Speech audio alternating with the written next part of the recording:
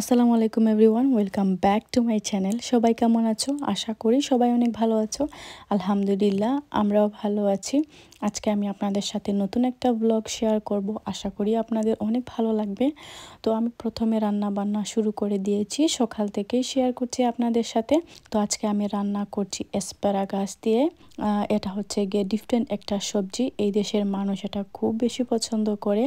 তো আমরা যেহেতু বাঙালি, তো আমাদের তো একটু বাঙালি স্টাইলেই খেতে হবে, তার জন্য আমি মাছ দিয়ে এটা রান্না করছি আজকে। আর এই মাছগুলাকে আমি ভালো করে পরিষ্কার করে নিয়েছি। এটা রুই মাছ, আর আমি ভালো করে ধুয়ে এখন এগুলো ফ্রাই করে নিচ্ছি। এটা আজকে ফ্রাই করে রান্না করব। সাধারণত আমি মাছটাকে বেশি ফ্রাই করে রান্না করি না, কিন্তু আমি এই যে সবজিটা অ্যাসপারাগাস যেটা, মনে করেছি যে এটার সাথে একটু ভেজে রান্না করলেই হয়তো বা ভালো লাগবে। তো এই তো ভেজে নিচ্ছি মাছগুলাকে।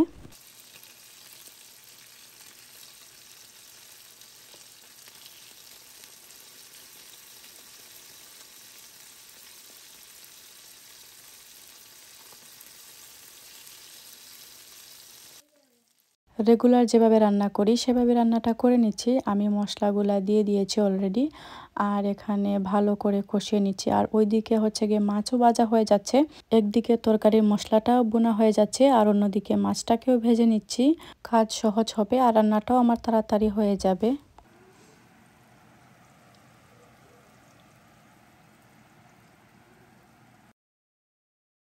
হাতের কাছে লবণ আর পানি রেখে দিয়েছি, এগুলা কিন্তু আমাদের প্রয়োজনীয়। পানি কিন্তু বেশি লাগে।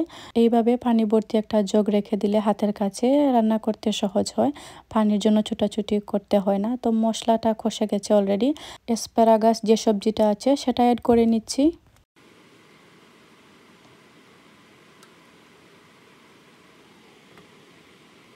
একটু সময় লেগেছে এগুলা সিদ্ধ করতে। এখন মাছগুলা দিয়ে দিব। তো অবশ্যই চেক করে নেবেন আপনারা যদি রান্না করেন এইভাবে, যে ডাঁটাগুলা থাকে সেগুলা সিদ্ধ হয়েছে কিনা। তাহলে আবার যদি সিদ্ধ না হয় তাহলে কিন্তু খেতে ভালো লাগবে না। তো এই পর্যায়ে আমি মাছটা অ্যাড করে নিচ্ছি। এই তরকারিটাকে একটু ঝুলঝুল রাখবো, পরিমাণ মতো একটু পানি অ্যাড করে নিয়েছি। এই তো এই তরকারিটা রান্না হয়ে গেছে। এখন আমি আপনাদের সাথে শেয়ার করব আমি কিভাবে শুটকি ভর্তাটা করি। এটা হচ্ছে গিয়ে শীতল, তো আমাদের সিলেটে কিন্তু এটা খুবই পছন্দ করেন সবাই, মানে শীতলের ভর্তা যেটা। তো আমি কিভাবে এটা বানাই সেটাই আপনাদের সাথে শেয়ার করছি আজকে। সিলেটে শুটকি ভর্তাটা কেউ পারে না এমন মানুষ খুঁজে পাওয়াই যাবে না। তারপরও আমি কিভাবে বানাচ্ছি সেটা আপনাদের সাথে শেয়ার করছি। যারা নতুন আছো তাদের জন্য খুবই উপকারী হবে, কারণ শিলপাটা যেটা সেটা আমার কাছে নাই, আর অনেক মানুষের কাছে সেটা থাকে না। শিলপাটা ছাড়া কিভাবে এত মজার শুটকির ভর্তা করা যায় সেটাই আপনাদের সাথে শেয়ার করব। তো চলেন, আমি প্রথমে কিছু পেঁয়াজ কুচি দিয়ে দিয়েছি, আর এখানে রসুন। তো রসুনগুলো এটা আনুমানিক হচ্ছে গিয়ে 2টার মতো হবে। 2টা রসুন একত্র করলে যে রকম হয় আর কি অ্যামাউন্টটা। আর পেঁয়াজ একটু দিয়ে দিয়েছি, মনে করেন মিডিয়াম সাইজের 2টা পেঁয়াজ। আর দিয়ে দিয়েছি পরিমাণ মতো লবণ, অবশ্যই আপনারা চেক করে নেবেন। আর শুকনো মরিচ এড করে নিচ্ছি আমি। আর আমি হচ্ছে কি শুকনো মরিচও দিব, কাঁচা মরিচও অল্প দিব, দুইটাই মিক্স করছি।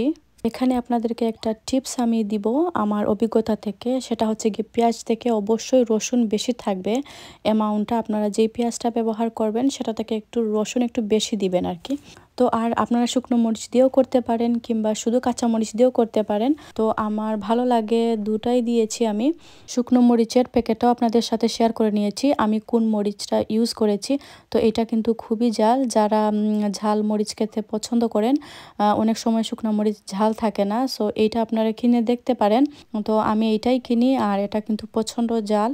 খুব খেয়াল করে কিন্তু আমি এগুলা ভেজে নিচ্ছি। আর আমার কাছে মনে হয়েছে যে পেঁয়াজ একটু কম হয়েছে, তার জন্য আমি আরেকটু পেঁয়াজ অ্যাড করে নিচ্ছি। আর এখনও কিন্তু আমি শুটকিটা দেইনি, এগুলো আগে আমি পুরোপুরিভাবে ভেজে নিব, তারপর শুটকিটা অ্যাড করব। না হলে কিন্তু শুটকি একসাথে মিক্স হয়ে মানে নিচে লেগে যাবে। তো এই মুহূর্তে আমি যখন মনে করেছি যে পেঁয়াজ রসুন এগুলা একটু ভাজা ভাজা হয়ে গেছে, তখন আমি কিন্তু শুটকিটা দিয়ে দিয়েছি। আর খুবই খেয়াল করে যাতে নিচে না লেগে যায়, পুরা লাগলে অবশ্য তিতা লাগবে, তো সেটা আপনারা অবশ্যই খেয়াল করবেন। তো আমি হচ্ছে গিয়ে ধীরে ধীরে ওইটাকে ভেজে নিচ্ছি।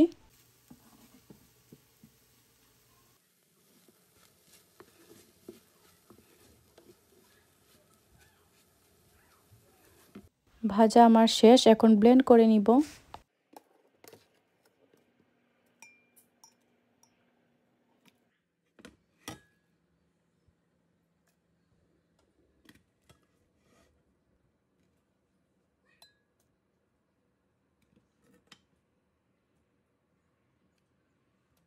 যে হাঁড়িতে শুটকিটা ভেজেছিলাম ওই হাঁড়িতে একটু পানি দিয়ে আমি এখন শুটকিটাকে ব্লেন্ড করে নিব।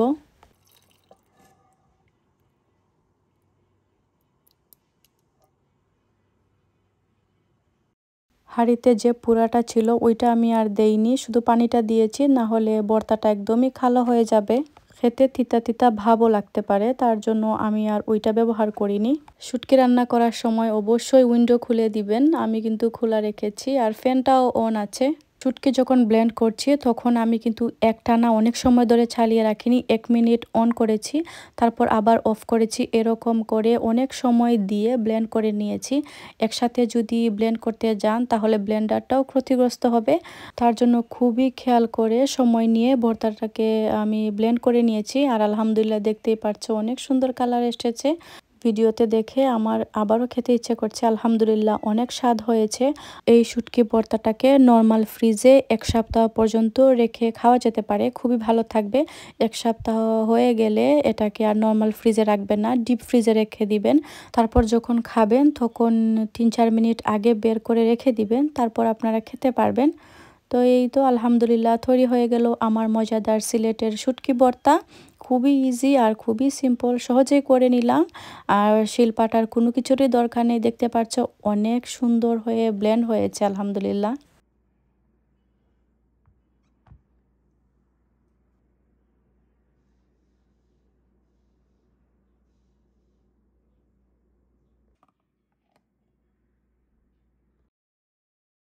আলহামদুলিল্লাহ আমার রান্নাবান্না শেষ, আর এখন দুপুরের খাবারও খেয়ে নিব।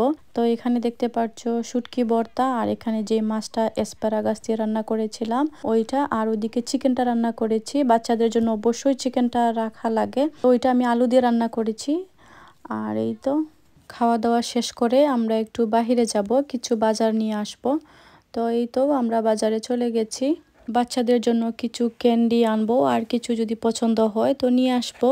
এইটা যেহেতু ক্যান্ডি শপ, তো নাবিলা ক্যান্ডি দেখে একদম পাগল হয়ে গিয়েছে, ওইটা না হয় ওইটা ওই রকম বলছিল। ওর বাবাকে ও দেখাচ্ছিল যে হাত দিয়ে যে ওইটা নিব ওইটা নিব, তো ওর বাবা বলছিলেন যে সব তোমার জন্য, যা পছন্দ তা নিয়ে নাও।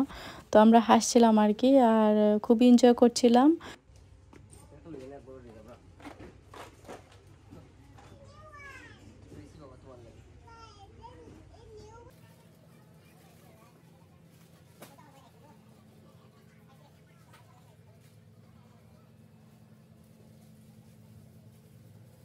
বাচ্চারা যেই ক্যান্ডিগুলো পছন্দ করে সেগুলা নেওয়া হয়ে গেছে, আর আমরা চলে যাব, চিকেনও নিয়ে আসবো, হেমপ্রামিকে যাব। আমরা গাড়িতেই বসে আছি, তো উনি গিয়েছেন চিকেন আনতে।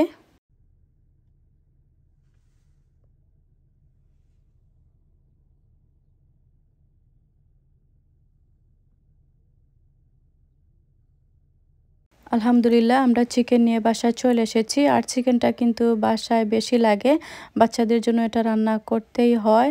চিকেনটাকে ফ্রিজে রেখে দিব, আর ওই যে অন্য একটা দোকান থেকে কী কী নিয়ে এসেছি সেটাও আপনাদের সাথে শেয়ার করব। তো এই পাস্তাটা নিয়ে এসেছি, বাচ্চারা অনেক পছন্দ করে। আর এই বেকিং সোডা, ওইটা হচ্ছে কি ক্লিনিং তারপর খাওয়ার জন্য ব্যবহার করা যায়, অনেক বড় একটা প্যাকেট, আর আমি স্পেশালি হচ্ছে কি ক্লিনিংয়ের জন্য এই বেকিং সোডাটা নিয়ে এসেছি। তো এটা হচ্ছে খাওয়ার জন্য ব্যবহার করা যাবে।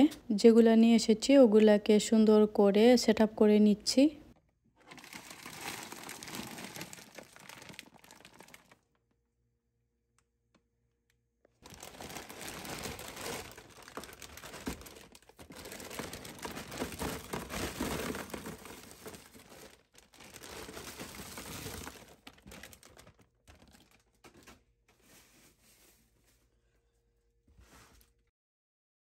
যেহেতু এগুলো হোলসেল, তাহলে অনেক বড় বড় প্যাকেট থাকে এখানে, আর অনেকগুলাই ক্যান্ডি থাকে। আর আমি সব সময় কিন্তু দেই না, মাঝে মধ্যে দেই যখন বাচ্চারা অনেক কান্না করে, কিংবা দিতে হয় অনেক সময়, সব সময় না দিয়ে পারা যায় না।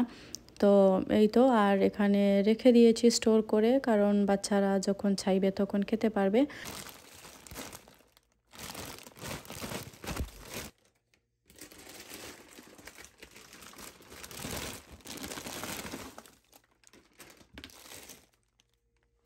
ক্যান্ডিগুলোকে কিন্তু আমি লুকিয়ে রাখি, যখন আমার ইচ্ছা হয় তখন আমি দেই। ওরা যখন খেতে চায় তখন যদি আমি মনে করি যে না এখন দেওয়া উচিত তখন আমি দেই। এমনিতে কিন্তু ওরা খুঁজে পায় না। যদি সামনে রাখি তাহলে তো বুঝতেই পারছো একটু পরপরই ওরা খেতে চাইবে। আর এই ক্যান্ডিটা বাচ্চারা অনেক পছন্দ করে যেহেতু টক লাগে। আর এই আইস পপটা নিয়ে এসেছি, অনেক গরম পড়ে তো বাচ্চারা খেতে চায় একটু পরপর ঠান্ডা জিনিস। তো এটা ডিপ ফ্রিজে রেখে দিব, তারপর হচ্ছে গিয়ে ওরা যখন চাইবে তখন ওদেরকে দিব যখন গরমটা বেশি পড়ে। তো এখন দিনে কিন্তু খুবই গরম থাকে, তো খেতে ভালো লাগে, আমরাও খাই, ভালো লাগে। আইস পপগুলা কিন্তু অনেক মজা। আর এখানে জেলও নিয়ে এসেছেন। বাজার করার পরে এগুলা গুছিয়ে রাখা আরেকটা বড় কাজ। তো আমি সুন্দর করে এগুলাকে সাজিয়ে রেখেছি। আশা করছি আপনারা ভিডিওটা এনজয় করেছেন। আর ভালো লাগলে অবশ্যই লাইক করে দিবেন, একদমই মিস করবেন না। দেখা হয়ে যাবে আপনাদের সাথে নেক্সট ভিডিওতে। সেই পর্যন্ত ভালো থাকবেন। আসসালামু আলাইকুম, আল্লাহ হাফিজ।